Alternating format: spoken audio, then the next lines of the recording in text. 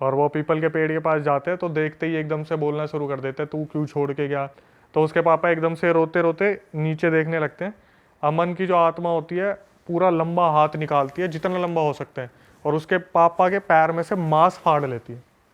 हाँ, और ये बोलती है कि इस जन्म में जितना मुझे आपसे लेना था, जितना आपने मुझे देना था, हमारा हिसाब पूरा हो गया। इससे पहले कि मैं आपको जान से मार दूं, अब आप भाग जाओ यहाँ से। और किस्मत कितनी ही बुरी होगी, इसने क्या करा, 2-3 घंटे निकाले और जैसे उठ के देखा ना, इसे एक परछाई दिख गई वहां पे, black shadow with no face, जैसे कोई बाथरूम में से झांक के देख रहे हैं।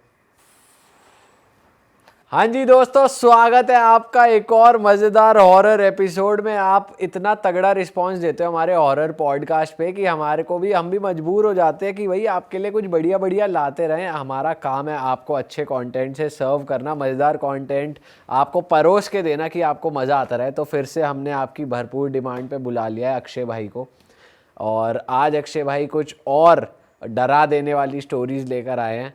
तो हम बिना किसी देरी के शुरू करते हैं। अक्षय भाई, ओवर टू यू। पहले बताओ कैसे हो आप, क्या मौज आ रही है? दूसरी बार स्वागत है आपका। बहुत बहुत शुक्रिया दूसरी बार बुलाने के लिए। भाई पहले एपिसोड में लोगों को इतना ज़्यादा मज़ा आ गया कि, और कमेंट्स भी इतने ज़्यादा थे कि पार्ट 2 करो इस पॉडकास्ट का, तो करना तो बनता है। बिल्कुल भाई, आपके फ्रेंड्स फैमिली ने क्या बोला, क्या रिस्पॉन्स आया पॉडकास्ट का, ये तो बता दो। भाई देखो, यहाँ पे आना एक बहुत बड़ी बात है, आप लोगों ने बुलाया वो बहुत बड़ी बात है। उसके बाद फ्रेंड्स एंड फैमिली ने देखा, पहले तो यकीन ही नहीं हुआ, बोले कि कहाँ भाई, एकदम से कहाँ पहुँच गए। लेकिन फिर भी जो स्टोरी सुनी, आधे से ज़्यादा तो मुँह ही बना के उन्हीं से रिलेटेड थी। कुछ दोस्तों के मुंह बन गए थे। मैंने बोला कि पिछले पॉडकास्ट में थोड़ा सा मुंह बनाए, इस बार अच्छे से बना के आएंगे।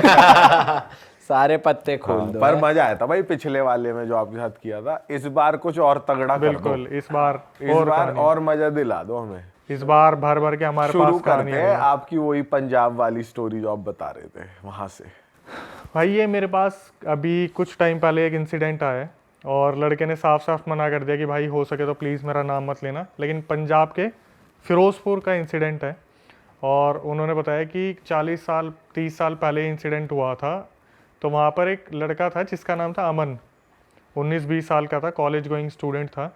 तो ये बेसिकली होता क्या है कि इसके पापा जो है वो रिटायर्ड हैं, और इसके पापा अपने घर में बैठा करते थे, और बड़ी मुद्दतों से एक लड़का जन्म हुआ था घर में, इकलौता लड़का था। तो इसके पापा को जिस दिन वो कॉलेज गया था, इसके पापा को कुछ आवाज़ आती कि घर के बाहर कुछ लोग घूम रहे हैं, जैसे आघोरी टाइप होते, किसी के हाथ में घास है, किसी के हाथ में लकड़ी है, किसी के हाथ में मतलब पोशाक है, धोती वोती पहन रखी थी, लंबी लंबी दाढ़ी थी। तो वो उनके घर के सामने से बोलते हुए निकलते कि आज तो अमन को हम मार देंगे, अमन को अपने साथ लेके चले जाएंगे, अमन का मरने का वक्त आ गया। तो ये चीज़ उसके पापा सुन लेते हैं घर में से। तो वो एकदम से जब ऊपर जाले में से मुंह करके देखते तो वो इतने आघोरी ऐसे थे दिखने में। उसके पापा बताते कि मतलब देखकर इतना ज़्यादा डर लग गया था ना, कि जैसे सही में यमदूत आ गए हो। तो उसने क्या करा, जैसे ही उसने देखा कि अमन घर में आ गया, उसके पापा ने उसे बोल दिया, बेटा 2-3 दिन तक तू कॉलेज नहीं जाएगा, और कोशिश करियो घर में ही रहे, मैं तेरे को पर्सनली बोल रहा हूँ। तो उस लड़के ने बताया कि भाई अमन को ना कभी कॉलेज के लिए रोका नहीं जाता था, प्रेशर किया जाता था पढ़ने के लिए, क्योंकि अमन खेलता बहुत था। लेकिन इस टाइम पे उसके पापा ने बोला तू कॉलेज नहीं जाएगा। तो वो भी थोड़ा सा हैरान हो गया कि यार पढ़ाई से कैसे रोक रहे घर वाले। कैसे हो सकता है? हाँ। तो उसे जैसे ही अमन घर में आया, उसे एक कमरे में बंद कर दिया। वो रात निकल गई। तो अगले दिन अमन उठ के बोला अपने पापा को, पापा बाहर आने दो यार, पूरी रात अंदर बंद रहा हूँ मैं, वॉशरूम तो यूज़ करने दो।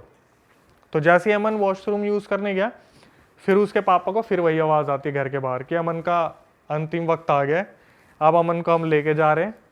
उसके पापा ये सुनने के बाद इतने ज़्यादा डर गए, उन्होंने वॉशरूम खटखटाया, अमन को बाहर निकाला और बंद कर दिया ज़बरदस्ती कमरे में।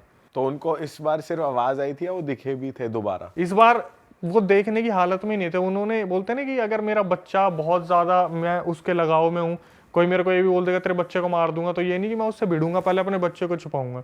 क्योंकि पहली बार उन्होंने देख लिया कि इतने दिखने में ऐसे विकराल आघोरी हैं, तो कहीं कुछ हो ही ना जाए, कुछ करवर ना दे। सही बात है। तो उसके पापा ने सुना कि वो बाहर से बोल रहे कि अंतिम वक्त आ गया उसका, बस अब लेके जा रहे हैं हम उसे। अमन को फटाफट निकाला, कमरे में बंद कर दिया, और अगले दिन जब सुबह उठा ना मन, तो उसकी डेड बॉडी मिली। अमन की डेथ हो चुकी थी। अब इसके आगे सब रिश्तेदारों को बुलाया, तो अंतिम क्रिया वगैरह होगी, दाग वाग लगा होगा, तो बोलते हैं ना कि बाप अपने बच्चे की उसमें बिल्कुल पागल हो गया कि मेरे को अमन से मिलवा दो, मेरे को अमन से मिलवा दो, एक लौता बच्चा था, बहुत मुद्दतों से मांगा था, मेरे को अमन से मिलना है। तो बोले कि इसके उनके सपने में वो एक अघोरी आया और उन्होंने ना समझाने की कोशिश की कि भाई वो आत्मा थी, शरीर छोड़ दिया और हम यम के दूत थे, उसे लेने आए थे, उसका टाइम पूरा हो गया। तो इसके पापा ने बोला कि अगर मेरे को आप अमन से नहीं मिलवाओगे मैं अपनी जान दे दूंगा, यहाँ पे जितने भी मेरे हैं सगे संबंधी मैं छोड़ के चला जाऊंगा उनको। तो आघोरी ने बहुत समझाने की कोशिश करी कि भाई रहने दो, मत करो, वो आत्मा थी। जब नहीं माने नहीं माने नहीं माने तो आघोरियों ने बोला एक काम करो, रामबाग के वहाँ पे शमशान है, रात के 12 बजे चले जाना, अमन आपको मिल जाएगा। अच्छा।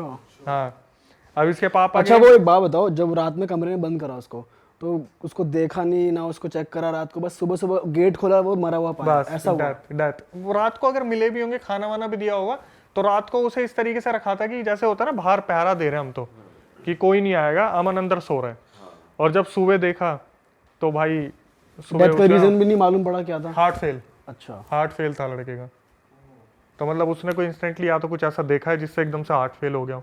तो उसके पापा जो है जाते रात के 12 बजे शमशान में, लेकिन उससे पहले उनके दिमाग में बहुत सारी चीज़ें चल रही थी कि कहीं कोई मेरे को ब्लैक मैजिक तो नहीं हो गया मेरे ऊपर, मैं कोई वहम तो नहीं है मेरा, मुझे कोई आघोरी देख तो नहीं रहा, इल्यूजन तो नहीं आ रहे कि कहीं मैं वहाँ जाऊँ तो आघोरी मेरे को ही पकड़ ले। लेकिन रात के 12 बजे वो शमशान में पहुँचते हैं और पहुँचने के बाद अच्छी तरीके से शमशान में घूमते हैं, उन्हें कोई नहीं दिखता। तो सामने एक पीपल का पेड़ होता है, वहाँ से आवाज़ आती है, पापा यहाँ हूँ मैं, यहाँ आ जाओ। तो अमन वो देखते हैं अमन की आत्मा पीपल के पेड़ पे बैठी हुई है। और तेरी हाँ, और वो पीपल के पेड़ के पास जाते हैं तो देखते ही एकदम से बोलना शुरू कर देते हैं, तू क्यों छोड़ के गया, तूने ऐसा क्यों करा। तो वो बोलते हैं ये मेरा वक्त पूरा हो गया था, यमदूत मुझे लेने आए थे, अब मैं आपका कोई नहीं लगता, आज से हमारे रिश्ते ख़त्म है। हाँ, मेरे को आपसे कुछ लेना है, इस ज़िंदगी में जो आपसे लेना था वो बकाया रह गया। तो उसके पापा एकदम से रोते रोते नीचे देखने लगते हैं। अमन की जो आत्मा होती है पूरा लंबा हाथ निकालती है, जितना लंबा हो सकता है, और उसके पापा के पैर में से मांस फाड़ लेती है। हाँ, और ये बोलती है कि इस जन्म में जितना मुझे आपसे लेना था, जितना आपने मुझे देना था, हमारा हिसाब पूरा हो गया। इससे पहले कि मैं आपको जान से मार दूं, अब आप भाग जाओ यहाँ से। अरे उसके मतलब पापा अपने पापा को ही मारना चाह रही थी उसकी भाई आत्मा। सारी बात यही है ना कि आत्मा रही नहीं वो पापा बेटे की, अब कुछ शरीर छोड़ती वो आत्मा आत्मा रह गई तो बस। वो अपना सीधा अपना मतलब ही देगी। बस उन्होंने बोला जो मुझे लेना था, जो तेरे से इस जन्म में रह गया था वो मैंने ले लिया, मांस फाड़ने का क्या सिस्टम है? अपना कुछ बकाया रह गया होगा। इसके बाद उसके पापा वापिस आए भागते भागते घर में।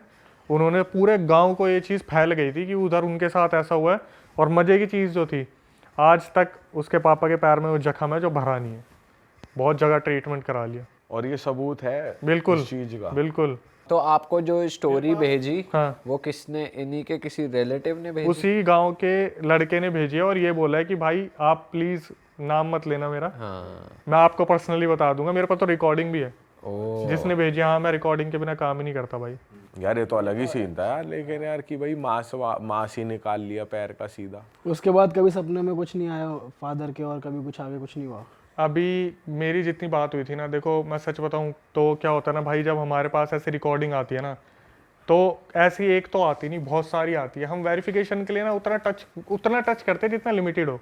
अगर मैं उसे बोलूँगा ना आप एक काम करो, उनके पापा की फ़ोटो मंगवा लो, चलो वो भी एक चीज़ है, लेकिन बहुत गहराई में जाना कि वो उसके पापा से पूछे अब आपके साथ क्या हो रहा है, नहीं हो रहा, तो वो एक सेंसिटिव इंसान को छेड़ने वाली बात है, क्योंकि बच्चा गया है।